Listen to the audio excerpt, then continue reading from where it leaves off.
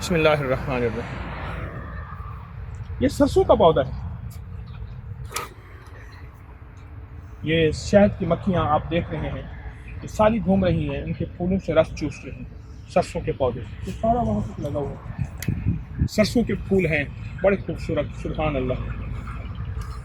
एक वाक़या सुनाऊँ मैं आपको सरसों के फूलों का, जो मेरे वालिद साहब रहमतुल्लाह अलैह ने मुझे सुनाया था। बहुत मौलिज थे मेरे वालिद साहब, ज़िम्मेदार भी थे, ताजिर भी थे, मौलिज भी थे। उन्होंने एक बात सुनाई थी, और ये बात हमारे दादा रहमतुल्लाह अलैह के, क्योंकि दादा परदादा उनमें रूहानी ज़िंदगी के माशाअल्लाह शाहसवार भी थे, कि 1947 में एक बाबा जी थे, आंखों से नाबीना थे। हर तरफ कत्ल गारत थी, हिंदू मुसलमान सिख, हर तरफ एक नफ्सा नफसी थी। एक बाबा जी अंधे थे, नाबीना थे, घर वाले फैमिली उन्हें छोड़ के भाग गई, अपनी जान बचा। एक सिख यार था, दोस्त, उसने दोस्ती की। उसने क्या किया, सरसों के खेत में उसे छुपा दिया। ये तो छोटा छोटा बड़ा होता है, मेरी कद जितना होता है। उसमें एक घड़ा पानी का दे दिया, इसमें छुपा दिया। अब वो सरसों के फूल खाता रहता था, और सरसों ही खाता रहता था, उसके पत्ते, उसके फूल। अब देखें, मैं खा रहा हूँ, बहुत बेहतरीन जायका इसका, खाता रहता था। इसकी ग़िज़ा कुछ नहीं। मौत के खौफ ने उसे चंद हफ्ते वहाँ रहा, 1 हफ्ता, 2 हफ्ते, 5 हफ्ते, 7 हफ्ते, चंद हफ्ते वहाँ रहा। बस उसका दिन रात यही था कि वो छुपा रहता था, और उसकी ग़िज़ा सिर्फ सरसों थी। हैरत अंगेज़ बात यह है, एक रात सोया हुआ, सुबह उठा तो उसको आसमान नज़र आने लगा, उसे खेत नज़र आने लगे, उसे फूलों का ये हुस्न और कायनात के राज उसको नज़र आए। हैरान भाई, ये क्या हुआ, इतना निज़ाम, ऐसा हुस्न, ऐसी खूबसूरती। तो वो बहुत परेशान हुआ, आंखों को मला, मुझे क्या हो गया। लेकिन एहसास हुआ, ये देखें, ये फूल कैसे झड़ रहे हैं, फूल हस्न जमाल, ये देखें। तो उसे एहसास हुआ कि मैं बीना हो गया हूँ। कैसे हुआ हूँ? तो बाद में पता चला कि सरसों इंसान को और उसकी नज़रों को और उसके दिमाग को, उसकी बिनाई आईसाइट को एक बेहतरीन तमन्नाई और रोशनी देती है, सरसों। और फिर उसके बाद उसने बेशुमार लोगों को बताया।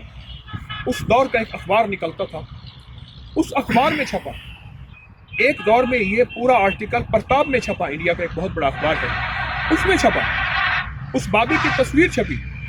फिर वो बाबा जब हालात बेहतर हुए, अपने घर वापस आया, शेखपुरा के करीब, शादरा के करीब लाहौर में फिरोज वाला है, वहाँ का रहने वाला था, वहाँ का ये बाबा था, वहाँ उनकी फैक्ट्री थी, उनका बहुत बड़ा निज़ाम था।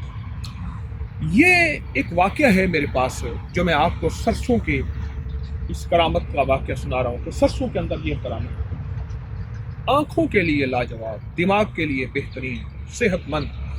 जब हम बच्चों को सरसों का साग खिलाते थे, सरसों का तेल सर पे मलते थे, और सरसों का तेल नाक में डालते थे, और सरसों के तेल से हंडिया खाना पकाते थे, हमारे बच्चों को ऐनकें नहीं होती थी, हमारे बच्चे मुरझाए हुए नहीं होते थे, उनमें सेहत होती थी, उनमें तंदुरुस्ती होती थी, उनका दिमाग बेहतरीन, उनकी अकल लाजवाब, उनकी सेहत बहुत बेहतरीन होती थी।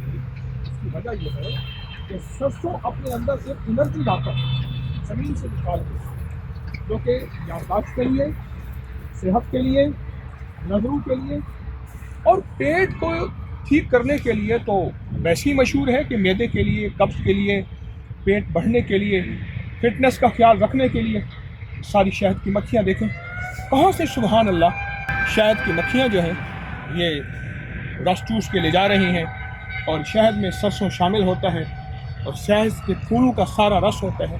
शहद कैसे शिफाना, तो सरसों अपने बच्चों की ज़िंदगी का हिस्सा बनाए। सरसों का फूल बहार की आमद का पता देता है, और ये सिर्फ मौसम की बहार नहीं है, ये ज़िंदगी की बहार है, ये सेहत की बहार है, ये फिटनेस की बहार है।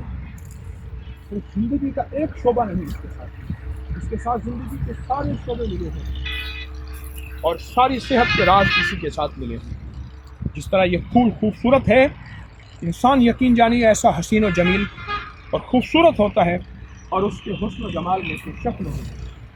आइए जड़ी बूटियों से दोस्ती करें, फितरी ग़िज़ाओं को अपना ज़िंदगी का साथी बनाएं और फितरी ग़िज़ाओं से प्यार करें, मोहब्बत करें और अपने बच्चों को, अपने मुआशरे को और अपने सारे निज़ाम को इससे मुतारिफ़ करें, इसका तारफ़ करें।